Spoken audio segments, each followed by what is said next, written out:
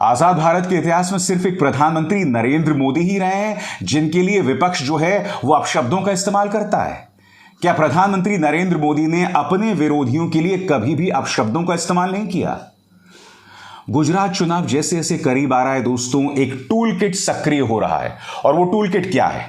वो tool kit यह है कि प्रधानमंत्री नरेंद्र मोदी की छवि के आसपास एक सहानुभूति पैदा करो। ये बतलाओ कि देखिए बेचारे प्रधानमंत्री नरेंद्र मोदी पर हमला किया जा रहा है, इनके लिए अपशब्दों का इस्तेमाल किया जा रहा है। और अब इस बात का जिक्र खुद प्रधानमंत्री नरेंद्र मोदी रैलियों में कर रहे हैं। प्रधानमंत्री नरेंद्र मोदी का एक ताजा बयान सामने आया है जिसमें उन्होंने कहा है कि अब मुझे गालियां देने का ठेका कांग्रेस ने किसी और को दे दिया। और जाहिर सी बात है उनका निशाना जो है वो आम आदमी पार्टी पर है। मैं आपको बतला दूं, आज से कुछ सालों पहले आम आदमी पार्टी के एक नेता हैं गोपाल, जब वो आम आदमी पार्टी में नहीं थे, पाटीदार समुदाय से जुड़े हुए हैं। और उस वक्त पाटीदार समुदाय में जबरदस्त आक्रोश था प्रधानमंत्री नरेंद्र मोदी को लेकर। और उस वक्त उन्होंने प्रधानमंत्री के लिए नीच शब्द का इस्तेमाल किया था, जिसकी कड़े शब्दों में आलोचना की जानी चाहिए। बिल्कुल उसी तरह से जैसे मणिशंकर अय्यर ने आज से 5 साल पहले उस शब्द का इस्तेमाल किया था। प्रधानमंत्री नरेंद्र मोदी ने उस वक्त, आपको याद होगा, कहने को मणिशंकर अय्यर ने प्रधानमंत्री के लिए वो शब्द का इस्तेमाल किया था, मगर प्रधानमंत्री और उनके पूरे प्रचार तंत्र ने यह झूठ फैलाया कि देखिए प्रधानमंत्री नरेंद्र मोदी की जाति पर हमला किया गया है। और इसमें उनका साथ उनकी पालतू मीडिया ने भी दिया। नतीजा यह हुआ कि आखिरी कुछ चरणों में चुनाव की हवा पूरी तरह से बदल गई और चंद सीटों से बीजेपी चुनाव जीत गई। अब वही टूल किट दोस्तों गुजरात में इस्तेमाल किया जा रहा है। प्रधानमंत्री नरेंद्र मोदी ने एक रैली में क्या कहा है, मैं आपको पढ़ के सुनाना चाहता हूं। प्रधानमंत्री नरेंद्र मोदी ने मंगलवार को कहा कि कांग्रेस ने उनके खिलाफ अपशब्द कहने का ठेका किसी और को दे दिया है। राज्य में विधानसभा चुनाव के मद्देनजर राजकोट जिले में एक रैली में मोदी ने भारतीय जनता पार्टी के कार्यकर्ताओं और समर्थकों को कांग्रेस से सतर्क रहने को कहा। उन्होंने कहा कि कांग्रेस ने उनके खिलाफ बोलना बंद कर दिया है और वो ग्रामीण मतदाताओं को अपने पक्ष में करने के लिए चुपचाप काम कर रही है। और प्रधानमंत्री ने अपना वही चिर परिचित अंदाज इस्तेमाल किया कि गुजरात की जनता को बदनाम किया जा रहा है, मेरी 5 करोड़ की जनता को बदनाम किया जा रहा है। आगे प्रधानमंत्री क्या कहते हैं आपके स्क्रीन पर, उन्होंने आम आदमी पार्टी का नाम लिए बगैर कहा, अचानक वे चुप हो गए हैं। उन्होंने हंगामा करने और मेरे खिलाफ अपशब्द कहने का ठेका दूसरों को दे दिया है। वे चुपचाप गांव तक जा रहे हैं और लोगों को वोट देने के लिए कह रहे हैं। प्रधानमंत्री नरेंद्र मोदी ने अपने विरोधियों के लिए किन अपशब्दों का इस्तेमाल किया वो मैं कुछ देर बाद आपको बतलाऊंगा, मगर उससे पहले प्रधानमंत्री नरेंद्र मोदी से मेरा एक सवाल। आपको 8 साल हो गए हैं सत्ता में आए हुए, 8 साल। जब से आप सत्ता में आए हैं आपका प्रचार तंत्र बुरी तरह से काम कर रहा है कि जो भी प्रधानमंत्री नरेंद्र मोदी की आलोचना करेगा वो देश का गद्दार है। जो भी प्रधानमंत्री नरेंद्र मोदी से इत्तेफाक नहीं रखता वो पाकिस्तान चला जाए।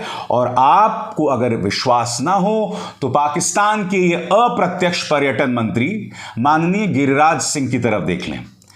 मैं अप्रत्यक्ष पर्यटक मंत्री इसलिए कह रहा हूं क्योंकि बार बार ये कहते हैं पाकिस्तान चले जाओ, पाकिस्तान चले जाओ। मैं नहीं जानता हूं कि ये पाकिस्तान में पर्यटन को बढ़ावा क्यों दे रहे हैं या क्यों ये काम करते रहते हैं।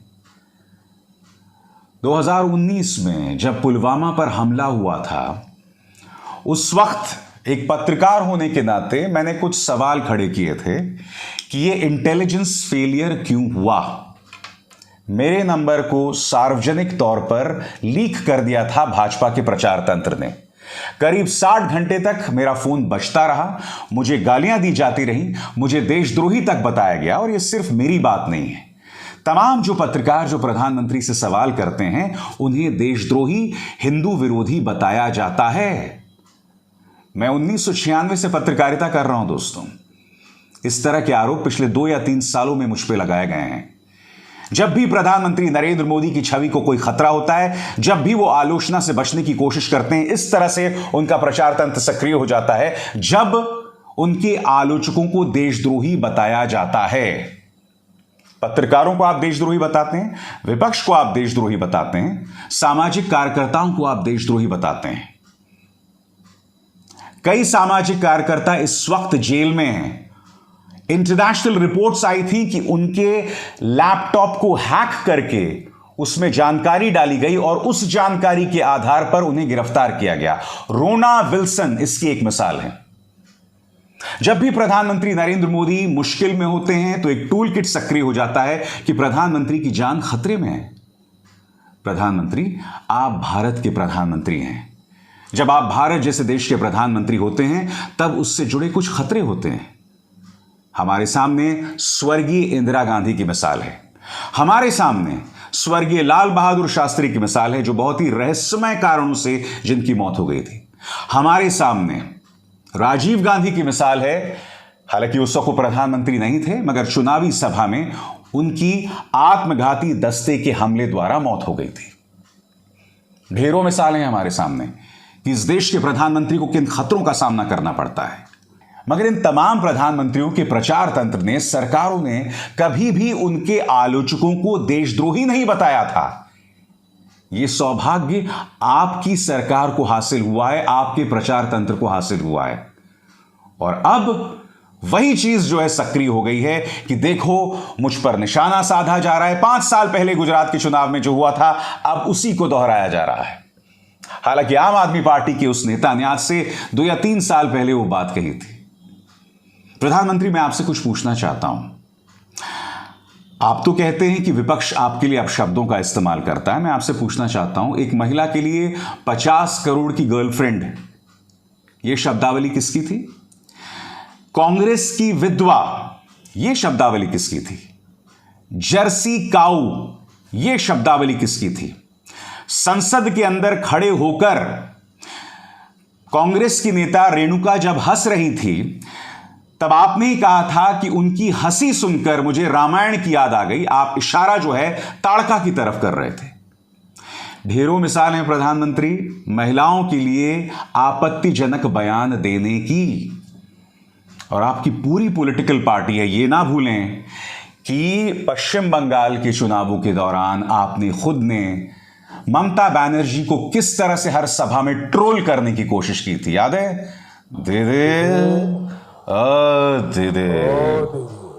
और आपकी पॉलिटिकल पार्टी के तमाम नेता ममता बनर्जी के लिए अपशब्द बोल रहे थे। कोई नेता यह बोल रहा था कि ममता बनर्जी बरमूडा क्यों नहीं पहन लेती। कोई नेता यह कह रहा था कि अगर मुझे कोरोना हो जाए तो मैं ममता बनर्जी को झप्पी ले लूंगा। यह क्या मानसिकता है आपके नेतृत्व में पार्टी के नेताओं की?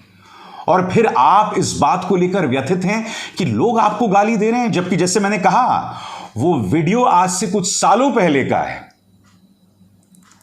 प्रधानमंत्री नरेंद्र मोदी, मैं ये समझ नहीं पा रहा हूं कि आपकी शख्सियत के इर्द गिर्द हमेशा सहानुभूति की परत क्यों होती है? क्या वजह है कि आप अपनी राजनीति बगैर सहानुभूति के नहीं कर सकते? क्योंकि आपने तो दावा किया था ना कि आपका 56 इंच का सीना है। बताइए, तो फिर आपको सहानुभूति की जरूरत क्यों पड़ती है? आपकी छवि को हमेशा दूसरों से बड़ा बतलाने की कोशिश की जाती है। उत्तर प्रदेश के चुनाव के दौरान आपको याद होगा किस तरह से मुख्यमंत्री आदित्यनाथ जो हैं वो पैदल चल रहे थे। आपके सामने आपके अपने मुख्यमंत्रियों के कोई वजूद नहीं है। और फिर उसी इतिहास को दोहराया गया। आप देख सकते हैं प्रधानमंत्री नरेंद्र मोदी रोड शो कर रहे हैं और गुजरात के मुख्यमंत्री पैदल चल रहे हैं। देखिए इसको, ये वीडियो आपके सामने देखिए, पूरे स्क्रीन पर देखिए। विरोधियों तो बहुत दूर की बात है, आपकी छवि के सामने आपके पार्टी के नेताओं, आपके पार्टी के मुख्यमंत्रियों की भी कोई औकात नहीं है। अब मैं आपको एक और वीडियो दिखाता हूं। इस वीडियो में करीब 18 सेकंड का वीडियो आपकी स्क्रीन पर है। यहां कोई व्यक्ति प्रधानमंत्री को सम्मानित करना चाहता है। भाजपा के इस नेता को धक्के देकर स्टेज से हटाया जाता है। प्रधानमंत्री खुद इसे धक्का दे रहे हैं। देखिए, प्रधानमंत्री, मैं आपसे समझना चाहता हूं उस व्यक्ति को धक्का क्यों दिया गया था? ऐसी उसने आपकी क्या तौहीन कर दी थी? खुलेआम ये सब हो रहा है, मंच पर हो रहा है, आप खुद ये बात कर रहे हैं और फिर आप ये कहते हैं कि लोग मुझ पर निशाना साधते हैं। आप तो अपने पार्टी के नेताओं के साथ इस तरह का बर्ताव करते हैं। और अब एक और वीडियो दिखाता हूं। कल आप महाकाल गए थे, महाकाल कॉरिडोर का उद्घाटन किया। इस वीडियो में आप देखेंगे दोस्तों कि उनके साथ शिवराज सिंह चौहान, जो कि मध्य प्रदेश के मुख्यमंत्री, वो चल रहे हैं। वो लगातार प्रधानमंत्री से दूरी बनाए हुए हैं और जैसे ही प्रधानमंत्री गर्भगृह में प्रवेश करते हैं, शिवराज सिंह चौहान गायब हो जाते हैं। गायब हो जाते हैं दोस्तों। भाई, जब प्रधानमंत्री गर्भगृह में प्रवेश कर रहे हैं तो शिवराज सिंह चौहान गर्भगृह में उनके साथ क्यों नहीं जा रहे हैं? क्यों? क्योंकि कैमरे को पूरी तरह से प्रधानमंत्री नरेंद्र मोदी पर फोकस होना है, उसके अलावा किसी और पर नहीं। आपकी छवि को संवारने कि कितनी कोशिश की जाती है, आपकी छवि पर इस तरह से कई परतें हैं और ऊपर से सहानुभूति का तड़का। प्रधानमंत्री, आप क्या बात कर रहे हैं? आप ये दावा कैसे कर सकते हैं कि लोग आप पर निशाना साधते रहते हैं, आप पर हमला करते रहते हैं? मैंने आपको भारत का इतिहास बताया।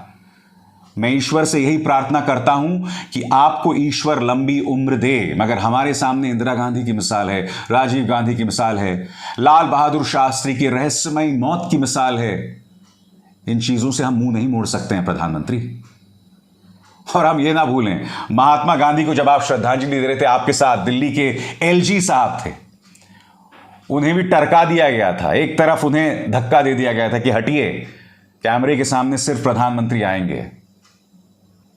प्रधानमंत्री, आपकी आलोचना नहीं की जा सकती। जो आपकी आलोचना करेगा उसको देश का गद्दार बताया जाता है, उसे धर्म विरोधी बताया जाता है। आप खुद अपने आलोचकों पर लगातार हमला बोलते हैं। मैं आपसे एक सवाल पूछना चाहता हूं। कल ही मैंने शो किया था, राहुल गांधी और सोनिया गांधी पर हमला करने के लिए आपने सभी हदों को पार कर दिया था। मैंने आपको बतलाया था, बच्चों के साथ एक समारोह हो रहा था, एक छात्रा ने डिसलेक्सिया के मरीजों पर सवाल पूछा। प्रधानमंत्री नरेंद्र मोदी चूंकि राहुल गांधी और सोनिया गांधी पर हमला बोलना चाहते थे, उन्होंने डिसलेक्सिया के मरीजों का, डिसलेक्सिया के शिकार बच्चों तक का मजाक उड़ा दिया। प्रधानमंत्री, आप नहीं जानते कि जिन मां बाप के बच्चे डिसलेक्सिया के शिकार होते हैं, वो कितनी मुश्किल से गुजरते हैं। डिसलेक्सिया में एक बच्चा सलीके से पढ़ नहीं पाता, ध्यान नहीं दे पाता, कंसंट्रेशन नहीं होता, सोच नहीं पाता। आपको याद होगी वो फिल्म तारे जमीन पर। फिल्म आमिर खान की थी, आपके फेवरेट एक्टर, और दशील सफारी उसमें डिसलेक्सिया का शिकार एक बच्चे का किरदार निभा रहे थे। मेरे करीबी, मेरे दोस्त हैं, उनकी बच्ची डिसलेक्सिया का शिकार है। मैं आपको बतला नहीं सकता हूं मां बाप किस तनाव से गुजरते हैं।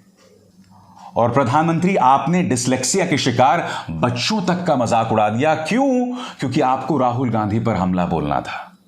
प्रधानमंत्री नरेंद्र मोदी, आपकी इन तमाम शब्दावली के बावजूद मीडिया ने आपको कितनी लाइफलाइंस दी हैं, कितनी आजादी दी है। मीडिया ने कभी आपसे सवाल नहीं किया।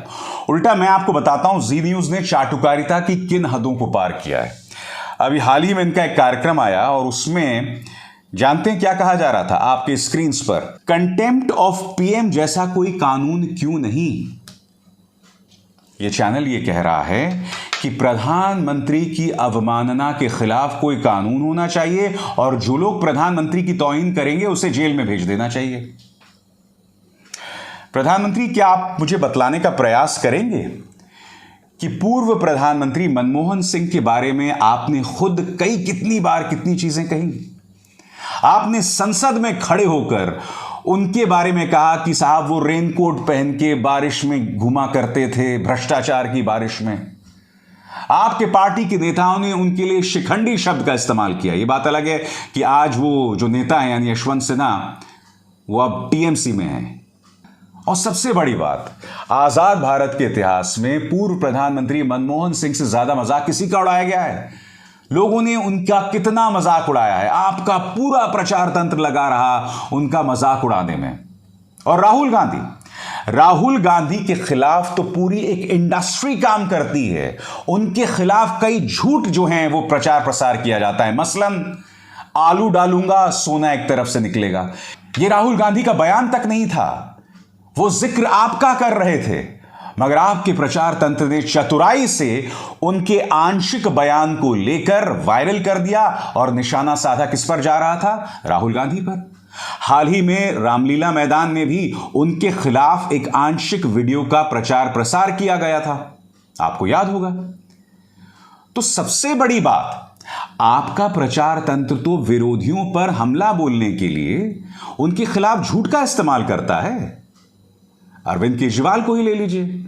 अरविंद केजरीवाल के खिलाफ क्या क्या नहीं बोला गया, किस किस तरीके से उन पर हमला नहीं बोला गया। ममता बनर्जी पर गौर कीजिए। ममता बनर्जी पर क्या कोई हमला करने में कोई कसर छोड़ी गई है? बताइए। स्वर्गीय मुलायम सिंह यादव जब तक जिंदा थे, उनके बारे में भी भाजपा का प्रचार तंत्र कई चीजें कहा करता था। और लालू प्रसाद यादव पर तो 90 के दशक से हमला बोला जा रहा था। बाकायदा फिल्में बनी थी जिसमें कॉमेडियन को लालू प्रसाद यादव के किरदार पर बनाया गया था, या खलनायक को लालू प्रसाद यादव के किरदार पर बनाया गया था। इन नेताओं ने इस दुष्प्रचार का सामना किया है। आप तो खुद अपशब्दों का इस्तेमाल करते रहे और फिर इस बात को लेकर आपका प्रचार तंत्र रुदाली करता है कि प्रधानमंत्री पर निशाना साधा जा रहा है। नहीं, प्रधानमंत्री, आप पर जो हमला किया जा रहा है उतना ही हमला किया जा रहा है जितना दूसरों पर किया जाता है। उल्टा आपका प्रचार तंत्र अपने विरोधियों पर बहुत बुरी तरीके से हमला बोलता है। यही नहीं, आपके दुष्प्रचार को बढ़ावा देता है आपका पालतू मीडिया। इसकी मिसाल मैं आपको बतला चुका हूं। अब यह चैनल यह मांग कर रहा है कि जो प्रधानमंत्री की आलोचना करे उनके खिलाफ कंटेम्प्ट ऑफ पीएम का कानून लाया जाए। क्या कहा जाए इस मीडिया को और क्या कहा जाए इस प्रचार तंत्र को? मगर प्रधानमंत्री, आपको पता होना चाहिए कि एक स्वस्थ लोकतंत्र में प्रधानमंत्री की आलोचना जायज है। आप लोगों को दिक्कत इस बात से नहीं है कि कोई आपको गाली दे रहा है, नहीं, क्योंकि आप चाहते हैं कि ज्यादा से ज्यादा लोग आपको गाली दें ताकि आपके आसपास सहानुभूति की एक लहर पैदा की जाए। आपको आपत्ति इस बात पर है कि आपके कामों पर, आपके किए गए वादों पर जनता आपको याद दिलाए। आप आलोचना से डरते हैं। आप लोकतंत्र के अंदर जो एक मौलिक अधिकार है इंसान का, उससे डरते हैं। जी हां, उससे मत डरिए। अभिसार शर्मा को दीजिए इजाजत। नमस्कार।